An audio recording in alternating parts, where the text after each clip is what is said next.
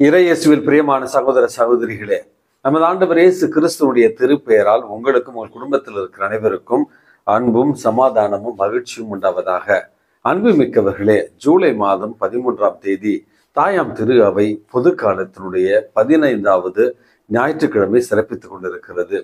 இந்த ஞாயிற்றுக்கிழமையில நமக்கு கொடுக்கப்பட்டிருக்கிற நற்செய்தி வாசகமானது நல்ல சமாரியர் என்கிற உவமையைத்தான் நமக்கு எடுத்து சொல்லுகிறது. இந்த மண்ணுலகில நம்முடைய அன்பு எப்படிப்பட்ட ஒரு அன்பாக இருக்க வேண்டும், நிலை வாழ்வை நம்ம எப்படி பெற முடியும் அப்படி என்கிற அடிப்படையான கருத்துக்களைத்தான் இந்த நற்செய்தி வாசகம் நமக்கு தாங்கி வருகிறது. இந்த கருத்துக்களை மெருகூட்டு வண்ணமாகத்தான் முதல் வாசகம் இணைச்சட்ட நூலில் இருந்து எடுக்கப்பட்டிருக்கிறது.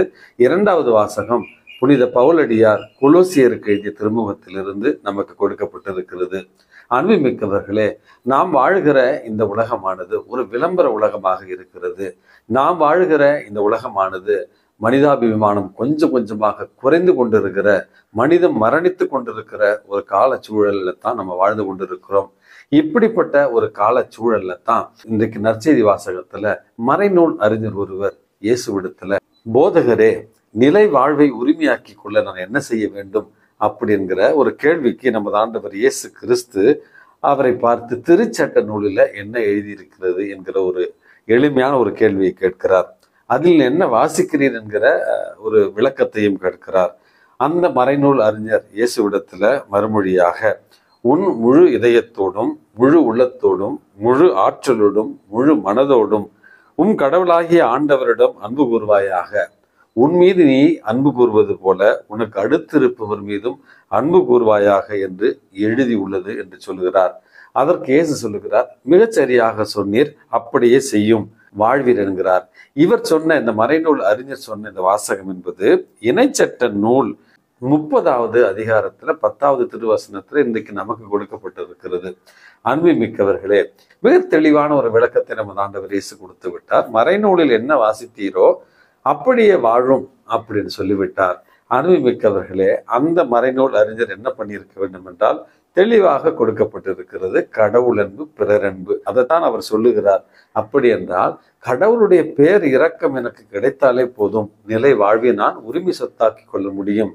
அந்த உரிமை சொத்தாக்கி கொள்வதற்கு இந்த மண்ணுலகில என்னை நான் அன்பு செய்வது போல என்னை அடுத்து இருப்பவரையும் நான் அன்பு செய்தால் போதும் அப்படி என்கிற புரிதலோடு அவர் வீடு திரும்பி இருக்கலாம். இந்த இடத்துல கூறப்பட்டிருக்கிறது, தன்னை நேர்மையாளர் என்று காட்டிக்கொள்ள விரும்பி ஒரு வெளிவேட எண்ணத்தோடு நமது ஆண்டவர் இயேசுவிடத்துல எனக்கு அடுத்திருப்பவர் யார் என்கிற ஒரு கேள்வியை இன்றைக்கு கேட்கிறார். அன்புமிக்கவர்களே, அந்த கேள்விக்குத்தான் நமது ஆண்டவர் இயேசு கிறிஸ்து முகத்துல அறைந்தாற் போல ஒரு தெளிவான விளக்கத்தை இன்றைக்கு சொல்லுகிறார். நல்ல சமாரியர் உவமை. நல்ல சமாரியர் என்பவர்கள் யார் என்கிற ஒரு புரிதலை உங்களோடு நான் பகிர்ந்து கொள்ள விரும்புகிறேன். அன்புமிக்கவர்களே, இஸ்ரேலினுடைய 12 கோத்திரங்கள் ஒரே குடும்பமாக ஒரே நாடாக தாவீது அரசர் காலத்தில் இருக்கின்றன, ஒன்று சேர்க்கப்படுகின்றன. அவருடைய மகன் சாலமோன் அரசருக்கு பிறகு இஸ்ரேல் என்கிற அந்த மிகப்பெரிய ஆளுமை நாடு இரண்டாக உடைகிறது. தெற்கு இஸ்ரேல், வடக்கு இஸ்ரேல் என்று உடைகிறது. வடக்கு இஸ்ரேல்ல 10 கோத்திரங்களும், தெற்கு இஸ்ரேல்ல 2 கோத்திரங்களும், அதாவது யூதா பெஞ்சமின் என்கிற அந்த 2 கோத்திரங்கள் மட்டும் தெற்கு இஸ்ரேல் பகுதிக்கு கிடைக்கின்றன. அன்புமிக்கவர்களே, அசிரியர்களால் அந்த 10 கோத்திரம் அடங்கிய வடக்கு இஸ்ரேல் சிறைபிடிக்கப்படுகிறது, அடிமைத்தனத்தில் வைக்கப்படுகிறது. பிறகு அந்த அசிரியர்கள் அந்த 10 கோத்திரங்களோடு திருமணம் புரிந்து அந்த 10 கோத்திரங்களுக்கு தங்களுடைய வழிபாட்டு முறையும் கற்றுத்தருகிறார்கள். ஆகவே இஸ்ரேல் நாட்டினுடைய வடக்கு பகுதியான 10 கோத்திரங்கள் அடங்கிய அசிரியர்களோடு சேர்ந்த அந்த யூதர்கள் தான் சமாரியர்கள் என்று அழைக்கப்படுகிறார்கள். தெற்கு பகுதியில் இருந்த யூதா மற்றும் பென்யமின் குலத்தவர்கள் மட்டும்தான் தங்களுடைய யூத பாரம்பரியத்தை அவர்கள் கட்டி காத்து தங்களையே நேர்மையாளர்கள் என்று காட்டிக்கொண்டு வாழ்ந்து கொண்டிருக்கிறார்கள்.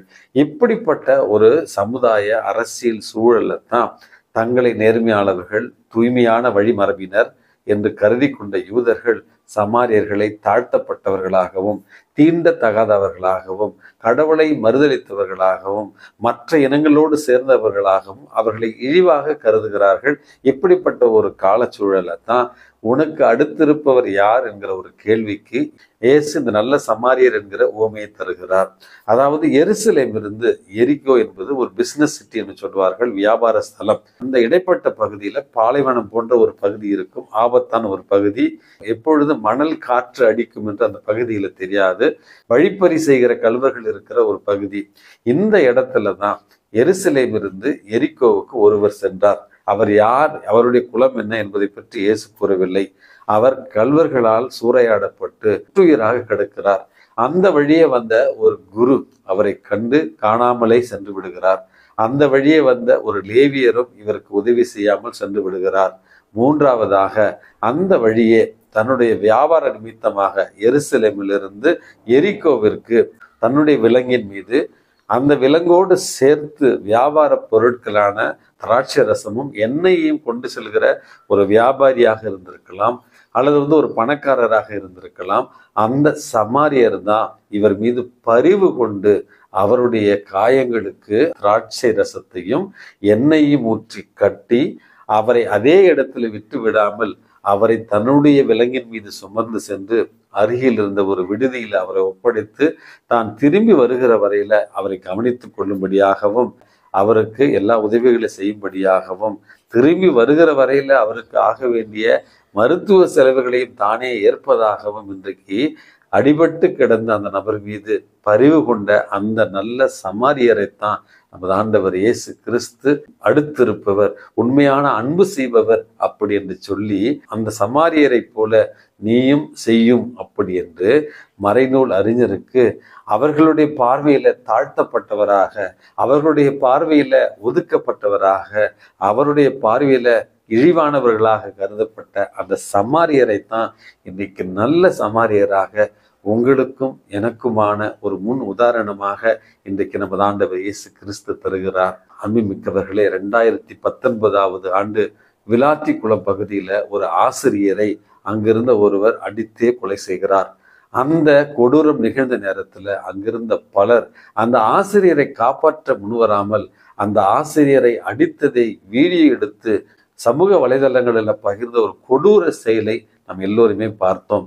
ஏன், ஒரு மாதத்திற்கு முன்பாக காவலர்களுடைய விசாரணை கைதியாக சென்ற ஒரு இளைஞரை காவலர்கள் அடித்தே கொன்ற பொழுது கூட அங்கு யாரோ ஒரு மறைவாக இது வீடியோ எடுத்து சமூக வலைதளங்களில் வெளியிட்டார். அதன் காரணமாகத்தான் குற்றவாளிகளை உடனடியாக கைது செய்ய முடிந்தது. இருந்தாலும் அந்த கொடூரம் நிகழ்கிற நேரத்துல எப்படி மனித மனம் அதை வீடியோ எடுக்க தோணும் என்பதை என்னால் புரிந்து கொள்ள முடியவில்லை.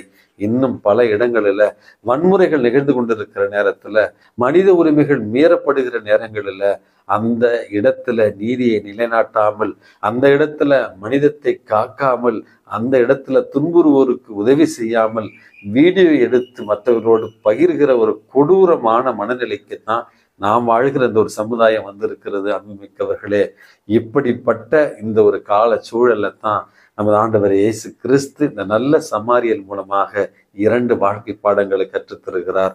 அதாவது, அந்த அடிபட்டு கிடந்தவருக்கு உதவி செய்தால் எனக்கு என்ன நடக்கும் என்பதைத்தான் அவ்வழியே சென்ற குருவும் அவ்வழியே சென்ற லேவியரும் கண்டு அஞ்சினார்கள்.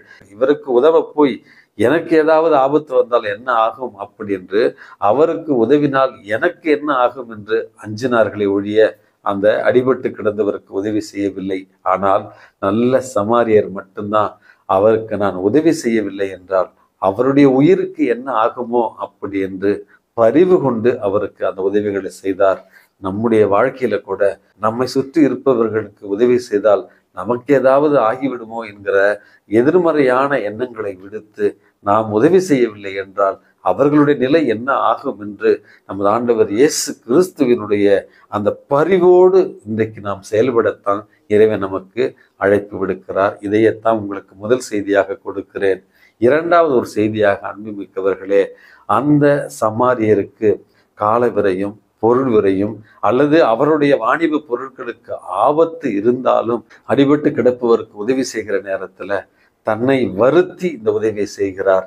அன்புமிக்கவர்களே, இன்றைக்கு உதவி என்றால் என்னிடத்துல பணம் நிறைய இருக்கு, அதுல ஒரு பகுதியை தருகிறேன், நான் ஆண்டு அனுபவித்த பிறகு அதனுடைய ஒரு சிறு பகுதியை தருகிறேன், என்னிடம் மிகுதியாக இருக்கிறது, அதுல ஒரு சிறு பகுதியை தருகிறேன். அப்படி என்று நம்மில் அதிகமாக இருப்பதில் ஒரு சிறு துளியை கொடுப்பது உண்மையான உதவி அல்ல. அன்னை தெரசா சொல்லுவார்கள் ஆங்கிலத்துல, லவ் அன்டில் இட் ஹர்ட்ஸ் அப்படின்னு சொல்வார்கள்.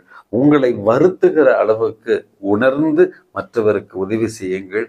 அதுதான் உண்மையான அன்பு, அதுதான் உண்மையான உதவி என்று சொல்லுவார்கள். அன்பு மிக்கவர்களே, மிகுதியாக இருப்பதில் ஒரு சிறு பகுதியை கொடுப்பதை விட இருப்பதில் கொடுத்து இன்பம் காணத்தான் இறைவன் நமக்கு அழைப்பு விடுக்கிறார். இந்த அருமையான நாளில் நல்ல சமாரியரை போல பரிவுள்ளம் கொண்டவர்களாய், அதே நேரத்தில் நம்மிடம் இருப்பதில் பகிர்ந்து கொள்பவர்களாய் வாழ இறைவன் உங்களையும் என்னையும் தூண்டுவாராக. எல்லாம் உள்ள இறைவன் தந்தை, மகன், தூய ஆவி உங்களையும் உங்கள் குடும்பத்தில் இருக்கிற அனைவரையும் நிறைவாக ஆசீர்வதித்து பாதுகாத்து வழி நடத்துவாராக. ஆமென்.